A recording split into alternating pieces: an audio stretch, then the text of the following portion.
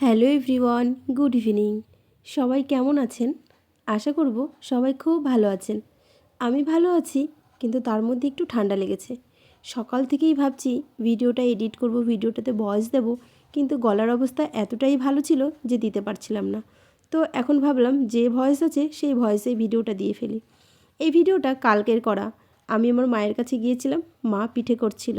শীতকাল তো, এখন মাঝে মধ্যেই পিঠে তৈরি হয় বাড়িতে। মা নারকেল দিয়ে পাটিসাপটা পিঠে করবে, তো সেই জন্য নারকেলগুলো আগে ভেঙে নিয়েছে। নারকেলগুলো না আমার ভাইপো বাড়ি মেরে মেরে ফাটিয়ে দিয়েছে, যার কারণে নারকেলের ভাঙার শেপটা ঠিক মতন হয়নি। তো নারকেলগুলো বের করতে একটু অসুবিধা হচ্ছিল। তো যাই হোক, মা কোনো মতন করে কষ্টে সৃষ্টে বের করে নিয়েছে। তো নারকেল কোড়ানো হয়ে গিয়েছে, আর এখানে হচ্ছে গরুর দুধ ছিল, দুধটাকে মা জাল দিচ্ছিল। আর এই যে নারকেল কোড়ানোর সময় না একটু একটু নারকেলের কালো যে থাকে সেগুলো পড়েছিল, নোংরাগুলো, সেগুলো একটু ফেলে দিচ্ছিলাম। আর এটা দিচ্ছিল মা খেজুরের গুড়।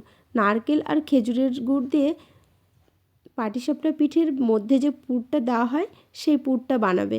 অনেক সময় তো আমরা ছানা দিয়েও করি, কিন্তু আজকে ছানা দিয়ে করবে না মা, আজকে হচ্ছে নারকেল দিয়ে করবে।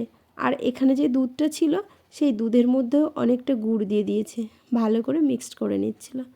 তারপরে এই যে নারকেলটা প্রায় ভাজা ভাজা হয়ে এসছে, একদম নাড়ু পাকানোর মতন, যেভাবে আঠা আঠা সেরকমই করেছে মা। খেতে না খুবই টেস্টি হয়। আমার তো এইগুলো এমনি খেতেই ভালো লাগে, তো আমি একটু নিয়ে খাওয়া শুরু করেছি। আমার দেখা দেখি এই যে মিষ্টিও খেতে শুরু করেছে। মিষ্টি পিঠে পায়েস অতটা ভালো খায় না, কিন্তু নারকেলের কিছু কিছু জিনিস বেশ ভালোই খায়। তো ও খাচ্ছিল বলে ওকে একটু দিয়েছিলাম। আর এইদিকে মা সেই দুধের মধ্যে চালের গুঁড়ো আর একটু ময়দা দিয়ে গুলে নিচ্ছিল, যে ব্যাটারটা সেটা রেডি করছিল। চালের গুঁড়ো আর ময়দা দিয়েছিল, ময়দাটা কম দিয়েছিল, চালের গুঁড়িটাই বেশি দিয়েছিল। এই চালের গুঁড়িটা কেনা চালের গুঁড়ি, বাড়িতে তৈরি করা না। বাড়িতে তৈরি করা চালের গুঁড়ির পিঠে না বেশি টেস্টি হয়। আমার কেনা চালের গুঁড়ির পিঠে অতটা ভালো লাগে না, বাড়িতে যে চালের গুঁড়িটা তৈরি হয় সেটাই বেশি ভালো লাগে। তো এখানে কেনাই ছিল অগত্যা, সে কী করবে, সে দিয়েই করছিল। আর এদিকে আমি মাকে একটু হেল্প করছিলাম। এটা দিয়ে ওই নারকেলের যে পুরটা দেওয়া হবে ভেতরে, সেটা আমি একটু আলাদা করে গোল গোল মতন পাকিয়ে রাখছিলাম, নাহলে মার একা হাতে করতে অসুবিধা হবে, তো সেই জন্য মাকে আমি একটু হেল্প করছিলাম। তো এই যে এখানে ছোটো ছোটো করে আমি পুরো লম্বা লম্বা করে পাকিয়ে পাকিয়ে রাখছিলাম। শীতকালে একটু পিঠে টিঠে না খেলে না ভালো লাগে না। তো এই যে আমার সবগুলো করা হয়ে গিয়েছে, সবগুলো করে একবারেই রেখে দিয়েছি। তারপরে এইদিকে মা পিঠে বানাতেও শুরু করেছে। আর এই যে একটা মানে ফ্রাই ননস্টিকের যে প্যানগুলো হয়, এগুলোর মধ্যে পিঠে করতে ভালো সুবিধা হয়, সেগুলো সেই জন্য মা ওতেই করছিল, তেল দিয়েছে। আর আমি মাকে বললাম কি, মা তুমি ওই যে অয়েল ব্রাশগুলো আছে সেগুলো দিয়ে করো। তো আমার মা বলছে আমারও সব লাগবে না, আমি এটা দিয়েই করব। আমার মা ওটা না কচুর ডগা কেটে নিয়ে এসেছিলো, কচুর ডগা দিয়ে ওরকম করছিল। তা আমি বললাম গলা ধরবে না? তো মা বললো না, ওগুলোতে ওরম করলে গলা ধরে না।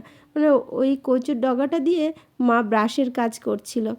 তারপরে এই যে গোল গোল মতন করে ডিমের অমলেটের মতন করে দিচ্ছিল। এটা দেওয়ার পরে না একটু ঢেকে দিয়েছিল, ঢেকে দিচ্ছিল কারণ তাহলে ভেতরে আর কাঁচা ভাবটা থাকবে না। আর কাঁচা ভাব থাকলেও অসুবিধা নেই, কারণ ওটা তো চালের গুঁড়ি, দুধ আর হচ্ছে গুড় দিয়ে মাখানো, খেতে বেশ ভালোই, কিন্তু কাঁচা থাকলে তো ভালো লাগবে না। সেজন্যই মা একটু ঢেকে ঢেকে দিচ্ছিল।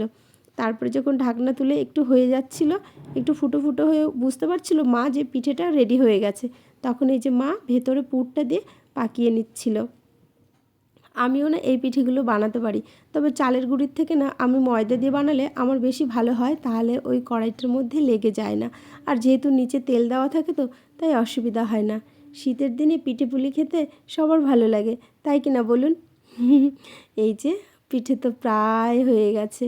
আর এইভাবে করেই এক এক করে আমার মা অনেকগুলো পিঠে করে নিয়েছিল। প্রথম দিকে না পিঠেগুলো হচ্ছিল না, আর পিঠে টিঠে তো আমি দেখেছি প্রথম না হতে চায় না, তারপরে যত শেষের দিকে যায় ততই পিঠেগুলো বেশি ভালো হয়। তাই এই যে সম্পূর্ণ হয়ে গেছে পিঠে বানানো। তো এই ভিডিওটি কেমন লাগলো সবার অবশ্যই জানাবেন, আর সবাই বাড়িতে বেশি বেশি করে পিঠে বানিয়ে খান। সবাই ভালো থাকবেন, সুস্থ থাকবেন, টাটা।